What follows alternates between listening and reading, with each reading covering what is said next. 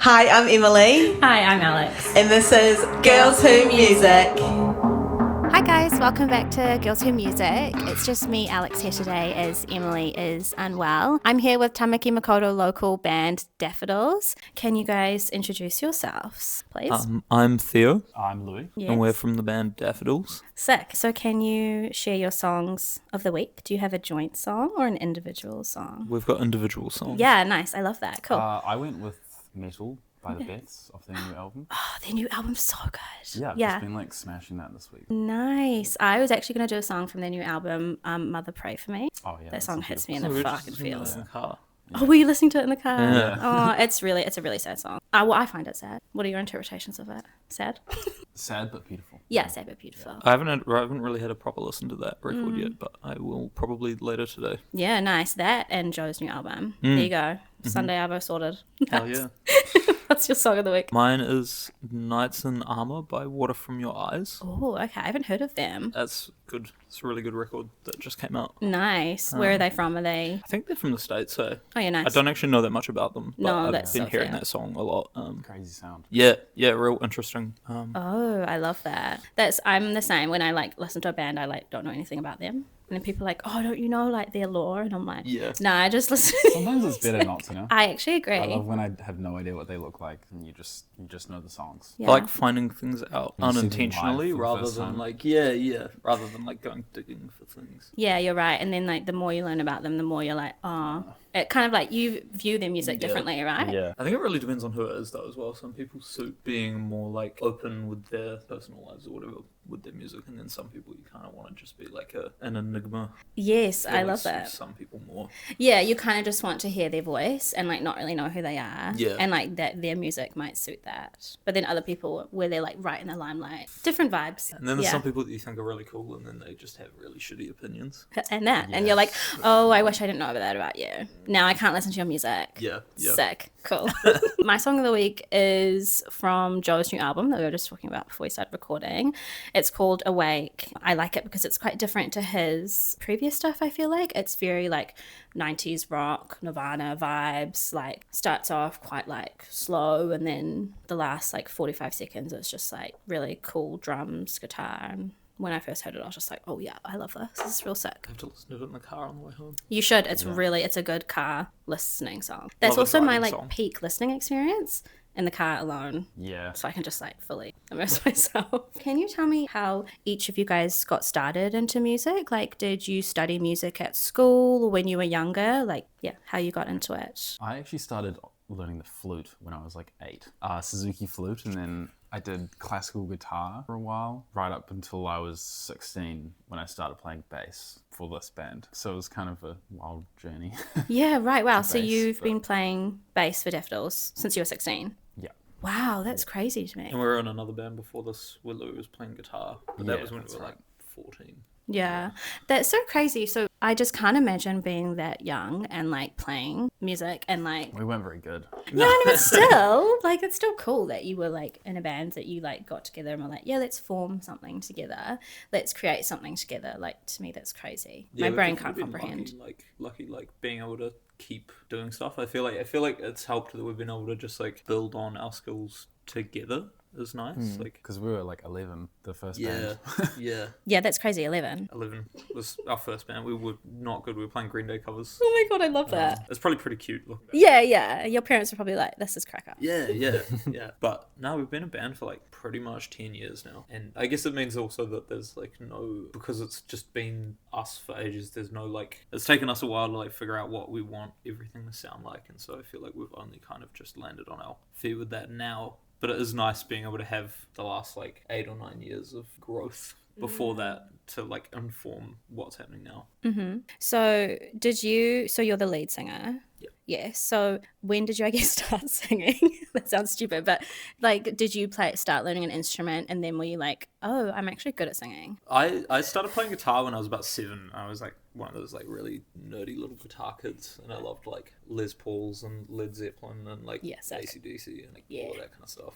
And then we started playing in a band when we were about 11 or 12, and we had this singer at school, and he just like it was just too much, and that ended up not working. And then we were like, well, we need to find a singer, and I was like, well, I'll have a go at it. So we played in front of the school like the following week, and I had this like really horrific voice break in front of the whole school, like 500 other 12-year-olds. Oh my God. And then like I came away from that like honestly not feeling that phased about it, and I think that's when I was like, I'm fine like doing this, like it's not gonna like be a massive embarrassing problem for me if I keep doing it. And then I've just that's sort of how I ended up. You were saying that you kind of, I guess, fell into being a singer, and that you had this like embarrassing voice break in front of your whole primary intermediate school. Yeah, crazy. But that didn't faze you? Not particularly. I definitely did a little bit. Like I think I definitely came away from it being a little bit like, what? But yeah, no, it's worked out in the long run. Yeah. I feel like to be a lead singer of a band, you kind of need to almost not really be too phased, right? Like there will be moments and things that happen to your voice that aren't necessarily within your control. Yeah, definitely. I think that's kind of like with any kind of performing. I feel like that it gets easier the less anxiousness and insecurity you can take into it, but you have to spend a lot of time learning how to not feel like that. I still get so nervous before every time we play, and these guys are all happy as Larry and like chilling. They were like, you're like sweating. Oh, it's pretty hectic though to face into it, to be a singer. Like it's definitely if you scary. fuck up, it's really obvious. Yeah. You know. And we definitely don't make it easy for ourselves either. I feel like I like to leave things quite last minute. I feel like I'm always on the back foot in some way or another. That's so interesting. Is that how do you process? Like, just ignore it and then be like, oh, I can't ignore it anymore. I'll just face into it. Diamonds are made under pressure. That's so true, bro. Agreed. That's so true. So your voice is really interesting. Like when I first heard, I think the first song I listened to of your guys was Dark. And when I heard like you start singing, I was like, whoa, like your voice sounds really similar to the lead singer of the Smiths. Like that's what I immediately thought. And I was like, this is crazy because I love the Smiths. Have you done any like specific vocal training? Or was that just your voice? I have done a bit of vocal training. I was trying to sound like Maddie Healy in high school. So I was definitely singing like with a lot more of my... Your nose? My nose. But no, I think when I did do vocal training, I think it just helped me like figure out what worked best for my voice and like how I was gonna, I don't know, use it properly. Yeah. I mean, it's a tool, right? You've got to develop it, just like you learning guitar. And like, I'm sure since you were 16 and started in Daffodils, you've progressed. Yeah, I hope so. I'm sure you have. So you guys started Daffodils when you were 16. How did you meet? And how did you, I guess, format all of you? Because there's 2 of you not here, right? Yeah. Yes, there's 4 of you total. Yeah, nice. So the 2 of us met when Theo moved onto my street. Yeah, we lived on the same street since I was about 6. That's so quintessentially Kiwi. I love it. But we used to like go and rummage through people's inorganics and like steal circuit boards and like we basically hang out on the road a lot with another kid from just up the road. You still friends with that kid or nah? Yeah. Oh, really? Yeah, he still lives around there too. So. Did you go through school then together, the 2 of you, from when you... From intermediate. Yeah. We went to different primary schools, but they were also like still only about 1 kilometre from each other. That's cool. So you guys went to intermediate together. And then when did you decide to form Daffodils? When we were going into year 12, we wanted to put together a band to do Rock Quest. Because we'd done that with a band when we were like year 10, and we won our regional heat. Oh. No, the regional final. Yeah. And we were like, shit, this is like, maybe we could be pretty good at this. Yeah, you're like, we are good. Yeah. So. And was that Daffodils then? And when you were in year 10? No, that was a different band. Okay, yeah. Oh, sorry. 3 of the same people. Ah, okay, right. So when did you meet the other 2 members, Jade and Scotty? So we used to, in high school, we played with a drummer called Isaac, who we no longer play with, but he's off in London now recording at Abbey Road, and he just mixed the new Ringlets record. So he's doing very well. Yeah, good on him. So he was our drummer in the band before Daffodils. Yeah, and then the first probably 5 or 6 years of Daffs as well. Yeah. But Jade, I met through being a big 1975 fan, and like I met her at a show, and then like we would just hang out and chat on Instagram, and then we dated for a little bit in high school, and we started this band, and then that sort of just ended. Yeah. and the band kept going. And you still managed to work together, like, Yeah, with the band. it was Wow, easy. that's quite... It wasn't a very a serious relationship. Right, you were I would young, say. but I mean, still, Oh, that's so cool. That's so funny that you were 1975 fans. Yeah, Emily, yeah. Emily loves 1975, so that's so cool. And then you guys decided to form Daffs. Yep. Yeah, and Sick. then Scotty, our current drummer, Yes. Met him a couple we years started ago. playing with him 2023. Yeah, we threw him like right into opening for Idols at Spark Arena, and like Yeah, that was our first. that was his gig with first him. gig. Yeah, That is brutal. yeah, he God. crushed it. Poor Scotty, and he was all good. Yeah, Yes. he loved Sweet. it. loved it. He was so stoked. Wow. That was pretty cool. I feel like we've found. I think we got a little bit. What's the word? We were sort of treading water for a bit. Like it had gotten a little like stale. I think. Like we're all sort of finding it a little bit. Yeah, like it kind of wasn't really going anywhere. And then Right, like you felt like you weren't progressing forward in terms of like getting more like listens and things like that, or no, I think just more like creatively. Like it sort of felt like we okay. weren't making anything and like doing anything. And I think when we started playing with Scotty, it kind of changed the dynamic up quite a lot, which it has made it way easier for us to now make stuff again. It feels quite. It's almost like a completely different band. Like wow. yeah. That's so interesting. What a good. journey to go on. Also helps that he's like an incredibly talented dude in his own right. He's Right. got another band called Saltwater Criminals, which is his. Yeah. Yeah. Yeah, they're He plays really guitar good. and sings in that, and Louis plays bass in that one as Oh, well. do you? Oh, sick. They're really good. Wow. The bro is like a one-man band. He could do it all. Yep. I almost want to let him as well. Like, You're like, just, do you want to just play guitar on this one, bro? you're really good. You want to just... He's probably a better guitar player than me, I think. It's pretty good. He's not He's here to really defend good. himself, so, Yeah. Yeah. So your song, A Leo Underwater, came out in 2018. And on Spotify, it's got like 3 million plays, which is pretty wild. Yeah. 3 million. Yeah. That's like a lot. Yeah, that's a lot of plays. It was, yeah. Yeah, how does that feel to you guys? Kind of weird. I feel like when I was on Spotify, I would see that more often, and I'd think about it. But then I think like I've moved to Apple Music, and so I don't You like can't ever really see the see streams the or stream. anything. It doesn't Yeah, really there's mean no anything to me. numbers. Yeah, but Yeah. I love the validation that gives me. Yeah, it's like It's it's just really like nice. it's It's a like- lot that it's been played 3 million times Yeah, through one totally. streaming service. That's Yeah, you yeah, know? that's awesome. It's like it's such a nice feeling knowing that people are like engaging with your art, even if it's like playing in the background at someone's like summer beach party thing. You know, that's like where I feel like that's probably the context in which that song would get played. Yeah, I mean, I can't say that I am quite as connected to that song as maybe I used to be. Yeah, interesting. Yeah, I think it's cool that so many people Have listened to have your listened to it and liked it. Yeah. Yeah, obviously like that's quite a high number. And it was pretty like, I feel like a real pinnacle moment for me as a dude in a band was being at R&V in 2020 and playing that song and having like the whole 300 person crowd at Garden Stage like sing that one back. That was pretty cool. That was probably a like peak moment for me Yeah, as a that's musician. Yeah, that's pretty incredible, right? Like Yeah. that's kind of what any musician dreams of, is singing and then playing and then having people sing your songs back to you. Like that's crazy to me. Yeah. I can't fathom that really, actually. That was quite a Out of body experience. yeah, it was pretty Yeah. weird. It was like 10 p.m. Would on have been more New than Year's 300. Eve.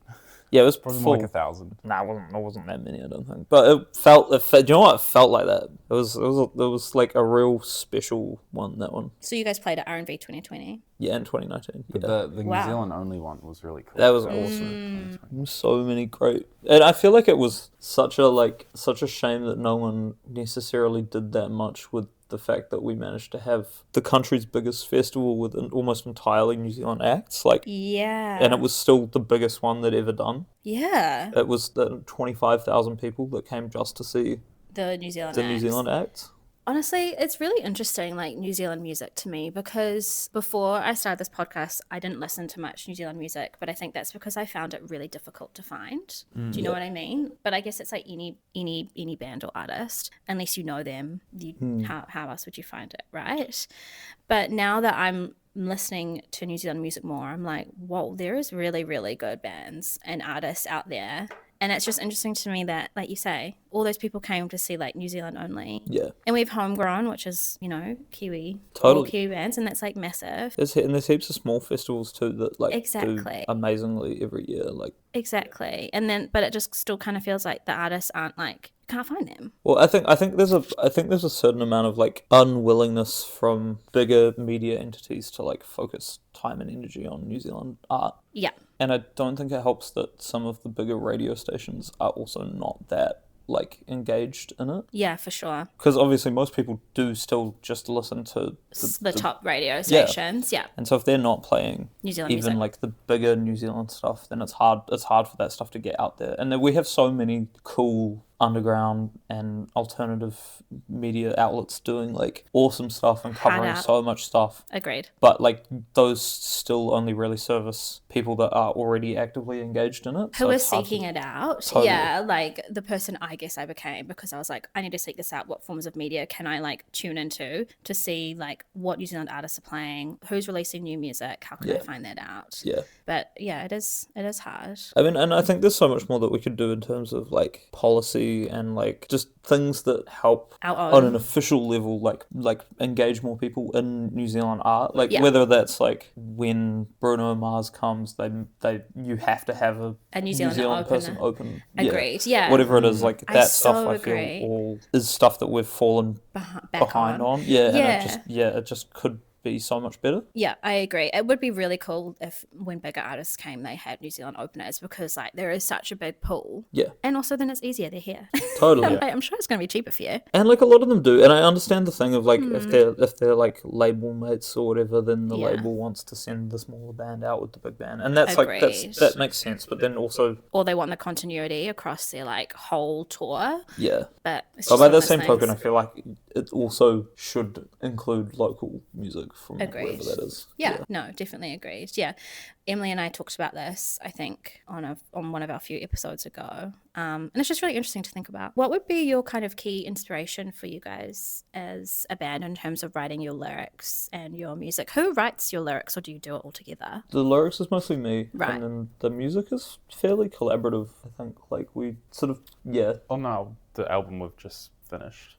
Oh, you just finished an album. we've just finished Yeah. making an album. Okay, Nearly, cool. it's nearly ready. Oh, It's quite different. oh, okay, Um, exciting. Yeah. Yeah, I I'm feel really like a lot excited. of the music was kind of like some of them were jams that kind of just Yeah. Flows. and just they ended up being how the song went, and then I think and I think we all Some- work best as well when we like aren't when we forget about that we're there trying to write a song and we end up just doing stuff for the sake of doing it. seeing where it goes. I feel like that's when we end up having our more exciting moments making stuff. That's so interesting. So, like, would you write the lyrics and be like, "Hey, I've got these lyrics," and then kind of come together? And I just can't even fathom. I tend to do them after, but Not always, though. Not it sort of varies quite a lot. Like sometimes I'll have the whole song on acoustic guitar and vocals, and then we'll take that, or we'll have like a verse and we're trying to turn the rest of it into a A song. full, yeah. Yeah. On, I guess, your older music, so to speak, what do you think were your musical influences through that as a band? I would say a lot of like 80s new wave stuff, like Yeah, I think the sonically. Smiths and the Yeah. Cure and like Yeah, you can really hear that. Joy Division. Yeah, Yeah. yeah, that definitely was a big part of that back then. But I think that's changed a bit. Yeah, so what would you say compared to now your newer stuff that's coming out? So, I think we've probably all been listening to some heavier music. ooh, Yeah, I'd say it's probably less jangly. restricted by the like pop writing thing. But I still think a lot of the songs are like very much pop songs. okay, I'm really intrigued. I'm really excited That's about this cool. record. I think it's great. That's so cool. How interesting. So, did you intentionally take a different avenue from your older stuff of it being more like 80s? Bit of a natural progression. Yeah. It took a lot of tinkering, I think, to finally figure out where we got to. Like, I'd been just sort of idly writing songs for like 2 or 3 years before any of them like really clicked. But when we started playing with Scotty, that's when stuff started making sense. Like, Right. And kind of being like, oh, this is like really forming now. Yeah. totally. What are your own inspirations personally for your music? Like your reasons, I guess, for wanting to create music, and also like actual music artists that you think, oh yeah, cool, they are an inspiration to me. I don't want to work anymore. Oh, you know I what? don't want to work anymore. I just want to make music. That's why I don't want to work anymore. I just want to do this podcast. Yeah, So yeah. you know what? Yeah. That's Inspiration is the inspiration is Inspiration is getting out just of keep work. going. You know, that's so fair enough. Obviously, Yeah. you like creating music. Yeah, It brings yeah. you a lot of joy and like life satisfaction, would you say? I would say so. Yeah. Yeah. Okay. Right. Definitely more the finishing of it than the like in terms of satisfaction. I definitely get more satisfaction out of finishing it than starting process. it. But Yeah. I feel like I quite like the unpredictability of creating stuff, like not having quite the same like routine, I guess, cognitively. I like stuff to be like different and varied. Yeah. So going to a job where I do the exact same thing every day, I find quite Horrible. yeah. Fair enough. Yeah, that is so fair enough. That's so interesting. And do you have any artist inspirations that you kind of carry with you? I've always been like a huge White Stripes fan. Like Oh, when I was a wow. kid, Yeah. that was huge for me. That was a big part of why I like started playing guitar, why I like continued playing guitar. And I feel like Jack White's guitar playing has been real important for me, just in developing my own guitar playing style, what I like the sound of, and then a band called Cut Off Your Hands, a New Zealand band. They have this album called You and I from 2006. It's like one of the greatest albums ever. I've listened to that album, I reckon, probably once or twice a week ever since I was about 7. Oh my gosh, that's amazing. It's a great record. That is 100%. If you haven't heard it, go and listen to it. Okay, I will. I haven't heard it. In 2019 or 2018, we started working with our current manager, who also ended up being that band's manager from back in the day, which was kind of a weird little coincidence. That's crazy. Yeah, it was a buzzy coincidence. Whoa, I don't personally believe in coincidences. I feel like everything's meant to happen. So it's meant to happen. Yeah, I mean, he's been brilliant. That's actually crazy. Yeah. That would trip me out. Super weird. Yeah, whoa. And what about you? Your musical inspirations? I don't know. I feel like I've always been drawn to songs that make you feel something, like where you really like, I listen to this song because like it gets me in this headspace or stuff like that. And I feel like it's hard to like pinpoint down specific artists, but like, I don't know. I was a big Tame Impala fan Oh yeah, back nice. in the day. Yeah. Not so much recently, but Interesting. that was like one of the first bands where I was really like, Oh, cool. whoa, like, Music's this is really like- cool. this is a whole vibe. Like you can, Immerse yourself. yeah, very immersive music. And, Yeah. We used to call that Louis music. Louis music. Something would be playing, you'd be like, man, this is Louis music. but it's not necessarily a specific artist, is it? No. It's just no, like sort of the just vibe. A The vibe. vibe. I love that. That's so fun. That's interesting that you say that. Like music is like a purpose. Like, oh, I need to do this, so I'm gonna play this to like get me in the mood to do it. Yeah, I feel like I relate to that. Like I play certain songs when I'm at the gym, play certain songs when I'm in my car, play certain songs when I'm like with my son, play certain songs when I'm at work. Like when I'm on the train, I have like one song that I always listen to because I really like it. Chills me out before I go to work. And sometimes it's to the artist, like where you connect with an artist and you're like, I'm listening to this because I just love this person. And, Aw, I yeah. feel I like stuff like that where You feel really connected to them. yeah. Do you think it's more like lyrically if they're being quite raw and emotive? Yeah, it can be. Yeah. I don't know. I feel like it's different for every artist you listen to, but like, Yeah. Did you guys both grow up with your parents playing a lot of music when you were younger? Yeah. yeah. I would say I had music on pretty much all the time at my house. Yeah, nice. Do you remember what your parents played? Like, Probably was lots it, of the same stuff, I think. I Yeah. feel like Like Dan and Kiwi Michael artists? have quite similar music tastes. is that your dad's? Yeah. That's real dad. Dan and Michael is real dad names, eh? Super dad names. Super dad names. I love it. Lots of sort of more on the maybe like alt country Oh, cool. side of things. Like Wilco. Yeah, lots of country and like Lucinda Yeah. Williams Yeah. Oh, that's cool. Lots of that kind of and Lou stuff. Harris, people like that. Yeah. I feel like I grew up with a lot of that. Tom Petty. That's nice. Oh, Tom Petty. Love Tom Petty. And so do you feel like, I guess, having that from when you were younger, it did really make you want to be like it piqued your interest into music of being like, oh, okay, like it's always around me. Do you think it was like subconsciously you like got into it? I would say so, yeah. Yeah. My dad was in bands when he was a Okay. teenager as well, so Well, he's a bass player. nice. Louis was playing his bass when we started DAFs. That's so cool. And then we came second at Rockwest, and Louis bought a bass. Are you guys close with your parents? Yeah. Yeah, I would say That's so. nice. I was also like, you have to play an instrument. That was the vibe. Really? Yeah, I also had that too. So I mean, it was always like That's so something was interesting. gonna- Yeah. Or like I think They were just like, we really like music, so you're going to really like it. Obviously not that intense, but they were like, it's just good for you to learn something. Outside of, I guess, creating your own music, what kind of music do you guys listen to? Like, what's Louis music? What's the vibe? Tame Impala when you were younger? Yeah, when I was younger. When you were yeah. young, you're like, Not so let much me recently. clarify. Hey, you just got some good new singles out though, which are quite interesting.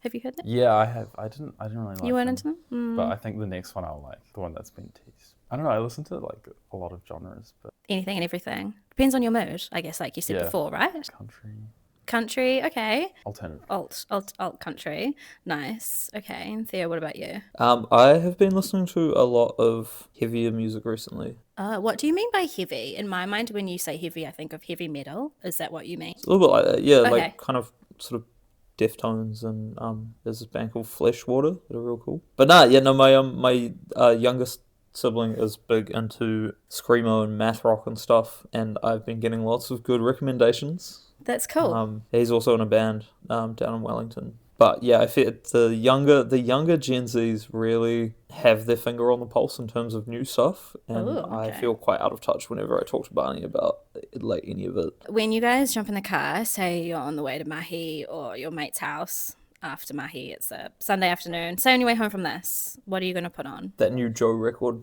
Yes, sick. Yeah. Oh, you mean like today? I mean, but like as an example, like, do you have like a I listen to go-to? BFM Oh, in, nice. like all my Okay. commuting time, I would say. Oh, that's Yes. cool. Shout out I 95 feel like BFM. that's like the best way to feel connected to. What's going on? Yeah, like Hmm. because you could. Yeah, I don't know. I love listening to BFM. It's also just nice having like feeling like you're actually engaging with another person. I think Yes. sometimes like Yes. because just listening to stuff with your phone, I feel like doesn't have that same comfort of there being someone else's voice there. That's so true. Yeah, I don't really often listen to the radio. If I do, it'll be BFM. Yeah, that's interesting. Like having another voice there, like speaking to you, I guess. It's like a moment of connectivity that you might not get when you're at work or like somewhere else, you know, where you're like a different person. I mean, I think radio is always going to have a big place in music because it's nice just having someone curate your listening for you as well, like someone, and if it's someone that you can go back to and like You like what they trust, recommend. you trust what they'd recommend, then it's nice having that, I feel like, connection with someone in that way. Thanks so much for tuning in, guys. Make sure you check out Daffodils on Spotify, YouTube, Instagram, and Apple Music. And I believe they're on Bandcamp as well. Thanks so much for joining me, guys. I had a really great chat with you today.